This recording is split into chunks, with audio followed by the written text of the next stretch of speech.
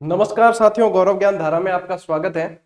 जैसा कि आप सभी को पता है, आज रीट L2 L1 दोनों का सिलेबस जारी हुआ है। अब रीट काफी सारे विद्यार्थी परेशान हो रहे थे, इसलिए वीडियो बनाया। एक बात समझ लेना, ये रीट पात्रता परीक्षा का सिलेबस जारी हुआ है। ये जो विस्तृत सिलेबस आप टॉपिक वाइज देख रहे हो, ये पात्रता परीक्षा का है, मुख्य परीक्षा का नहीं है। तो सबसे बड़ा कंफ्यूजन जो आपका था वो यही था कि ये सब टॉपिक वाइज मुख्य परीक्षा का है क्या? नहीं, ये आपकी पात्रता परीक्षा जो जुलाई में प्रस्तावित है उसका है। ठीक है, तो वहां पे आप बिल्कुल ही मन से ये क्लियर कर देना कि ये पात्रता परीक्षा जो एलिजिबिलिटी टेस्ट है उसका है। ठीक है, और दूसरी बात साथियों, पहले तो बहुत बहुत धन्यवाद आप लोगों की प्रतिक्रियाओं ने, जो अपने वन लाइनर पे आपने प्रतिक्रिया दी उसने दिन बना दिया। और जो विद्यार्थी परेशान हो रहे कि सर हमारे यहाँ नहीं पहुंची, हमारे यहाँ नहीं पहुंची, उनको बता दूं कि सभी के यहाँ पे पहुंच जाएगी और लगभग अब पहुंच चुकी होगी। तो आप इसके लिए क्या करें, अपने निकटतम बुक सेलर से संपर्क करें। सबसे बेहतर विकल्प यही है, क्योंकि देखो ये पहुंचना नहीं पहुंचना ये प्रकाशक का काम होता है। हमारा काम लिखना और आपको सूचना देना। ठीक है, उसके बाद में आपको अपने निकटतम बुक सेलर से संपर्क करना है। नहीं आ रही है तो उसको कहकर कहें कि मंगवाएं तो मंगवा देंगे। इसके अलावा इस क्लास में अपन दूसरी वन लाइनर की और इसकी बात नहीं करेंगे। नहीं, विद्यार्थी समझेंगे कि सर प्रचार करने लगे, ऐसा नहीं है। आप लोगों के हित के लिए लिखी है, इसलिए बता देते तो आप परेशान हो रहे होते, इसलिए बीच में ये चीज आ जाती है कि विद्यार्थी इस बात से भी परेशान थे। ठीक है, तो क्योंकि वे विद्यार्थी भी देखेंगे और उनके कमेंट आएंगे कि सर हमारे यहाँ कब आएगी, कैसे आएगी, इसलिए ये बीच में जानकारी आपको दे दी है। ठीक है, आते हैं सीधा ही सिलेबस पे। अपन सामाजिक के सिलेबस को देख रहे हैं कि इसमें से क्या चेंज हुआ है और क्या नहीं हुआ, और क्या सेकंड ग्रेड के लिए ये फायदेमंद है या नहीं है। तो ये चीज आज अपन इसमें देखने जा रहे हैं। ठीक है साथियों, तो देखो सबसे पहले ज्यादा कोई परिवर्तन होता नहीं है। जब कोई भी सिलेबस यदि नया भी आता है ना, तो 90% तो लगभग सेम ही रहता है, अगर वही परीक्षा है वही पैटर्न है। ठीक है, तो यहाँ पे भी आप ये अगर देखेंगे तो आपके 95% यदि आप देखोगे तो सिलेबस समान है। ठीक है, 95%। और यही चीज मैं आपको पहले भी कहता भी था कि ज्यादा कोई बदलने वाला नहीं होता है, सिलेबस के इंतजार में नहीं रुकना चाहिए। ठीक, अब देखते हैं। ये तो आप यहाँ पे देख पा रहे हो 2021 का सिलेबस है और 2022 का, तो तुलनात्मक देख लेते हैं ताकि आपके कहीं कोई समस्या नहीं रहे कि हाँ इसमें ये टॉपिक नहीं है और इसमें ये टॉपिक है, तो ये चीज है। ठीक है, तो L2 वाले अब हिंदी के और लैंग्वेज के, और मैंने इसमें नहीं बनाया क्योंकि लैंग्वेज बहुत सारी होती है, अलग अलग विद्यार्थी है, तो वो आप वैसे टेलीग्राम पे PDF शेयर की थी, देख लेना।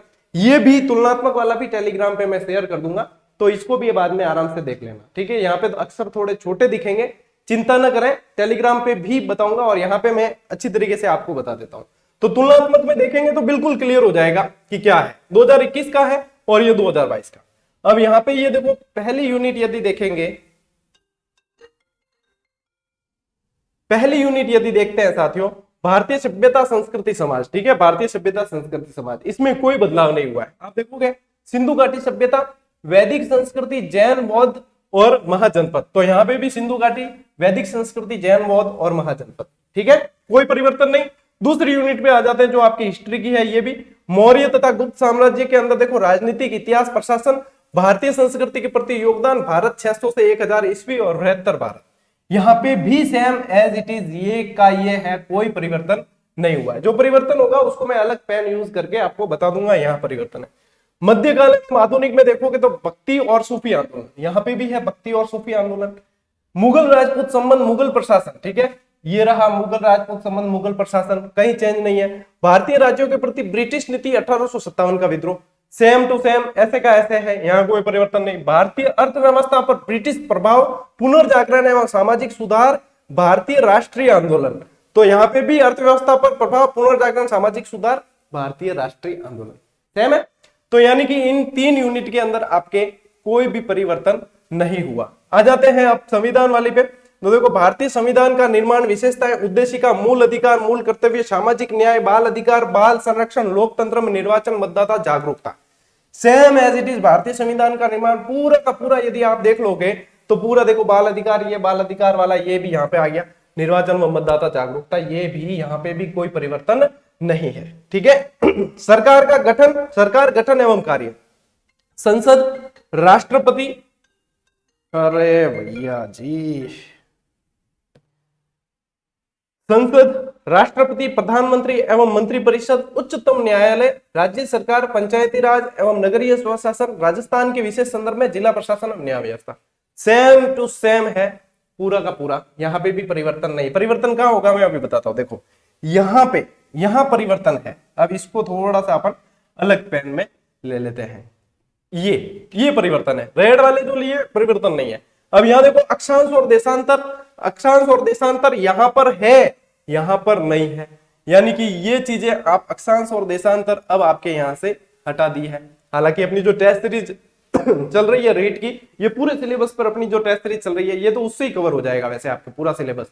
तो इस टेस्ट सीरीज में हमने जो टेस्ट सीरीज बनाकर रखी है आप लोगों को, हालांकि वो टाइप हो रही है, धीरे धीरे सारे टॉपिक ऐड हो रहे हैं, उसके अंदर अक्षांश और देशांतर के बेहतरीन सवाल बनाए थे, लेकिन अब ये वहां से हटाने पड़ेंगे क्योंकि यहाँ पे अक्षांश देशांतर है, यहाँ पर अक्षांश, अच्छा अक्षांश और देशांश, सॉरी अक्षांश और देशांतर है यहाँ पर भी। चलिए तो वो वापस से नहीं बनाने पड़ेंगे। आगे यहाँ पे आपके देखो सौर मंडल, यहाँ आप देखोगे सौर मंडल नहीं है कहीं भी, तो सूर्य और चंद्र ग्रहण यहाँ पे दे रखा है, लेकिन सौर मंडल पूरा नहीं दे रखा। तो यहाँ पे सौर मंडल आपके दे रखा है, तो सौर मंडल पूरा पढ़ने पड़ेंगे, पूरे 9 ग्रह पढ़ने पड़ेंगे, और सौर मंडल मैं आपको पढ़ा दूंगा बहुत अच्छी तरीके से, ये बात मैं आपको कह देता हूं। तो सौर मंडल है, अक्षांश देशांतर वाले सेम है, मेरे देखने में भूल रह गई यहाँ पे, अक्षांश देशांतर इसमें भी है इसमें भी है। चलिए कोई दिक्कत नहीं, भूल चूक माफ, हाथों आदि पता चल गया, नहीं बाद में लड़कों के कमेंट आते और जवाब देना भारी पड़ जाता।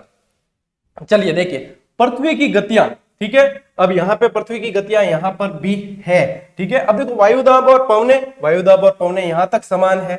चक्रवात एवं प्रति चक्रवात, यहाँ पे भी चक्रवात एवं प्रति चक्रवात समान है। महासागरीय परिसंचरण, यहाँ पे आपको महासागरीय परिसंचरण नहीं दिखेगा, तो ये एक तो आ गया आपके नया, ठीक है। तो ये महासागरीय परिसंचरण, यहाँ समझ के चले कि महासागर आपको पढ़ना ही है, क्यों लिंकिंग रहते हैं प्रश्न, तो ये एक नया आ गया।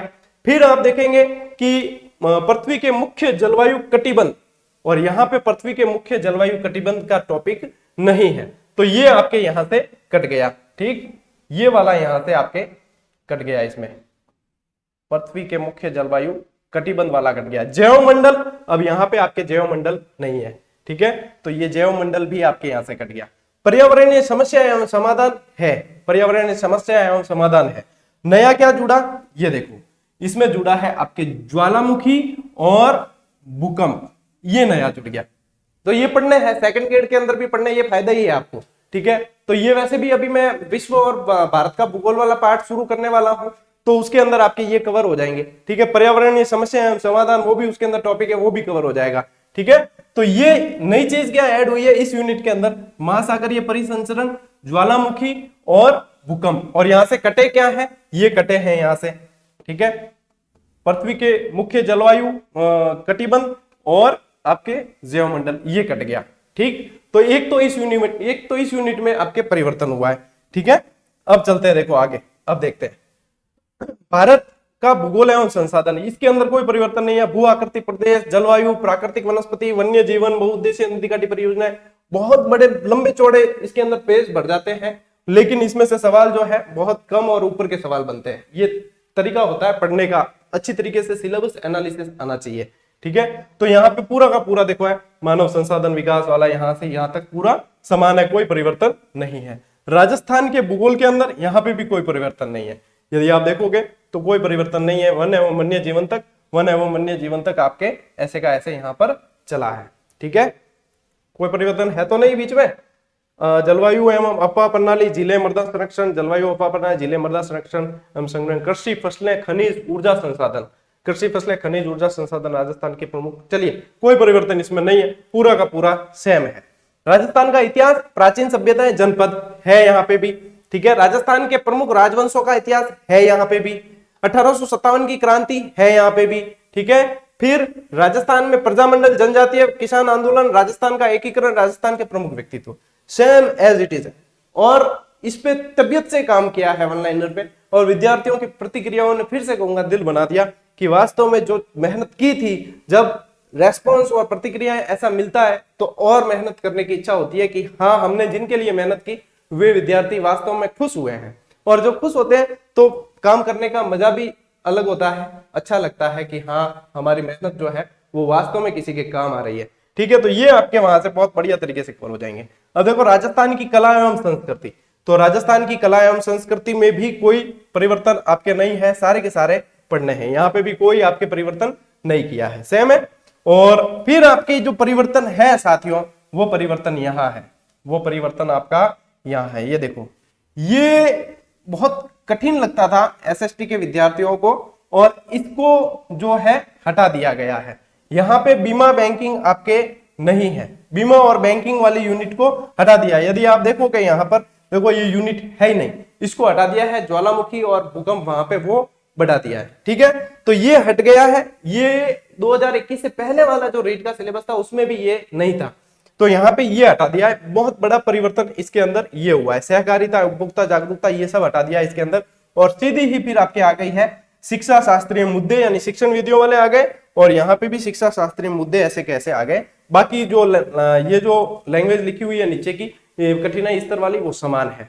तो यहाँ पे आप यदि मेरे देखने में कोई भूल रह गई हो या मेरे बताने में कोई भूल रह गई हो इसके अंदर, तो मैं इसको शेयर करूंगा आपके टेलीग्राम चैनल पे, अपने टेलीग्राम पे शेयर करूंगा। आप अपने स्तर पे भी अच्छे तरीके से देख लेना। क्यों हो सकती है मानवीय भूल, जैसे अभी मुझे ये अक्षांश देशांतर नहीं दिखा, वैसे हो सकता है कि और कुछ ऐसा टॉपिक हो जो मेरे से रह गया हो, लेकिन आप जो है ये सुविधा मैं आपको दे दूंगा कि ये तुलनात्मक वाला सिलेबस आपको टेलीग्राम पे मैं साझा कर दूंगा। आप अपने हिसाब से इसे देख लेना, अपने पास भी रख सकते हो, अपने किसी साथी को कोई परेशानी हो रही हो तो उसको भी बता सकते हो कि ये तुलनात्मक है, और आप इस पे देखकर अपने आप को संतुष्ट कर सकते हो कि हाँ ये परिवर्तन हुआ है।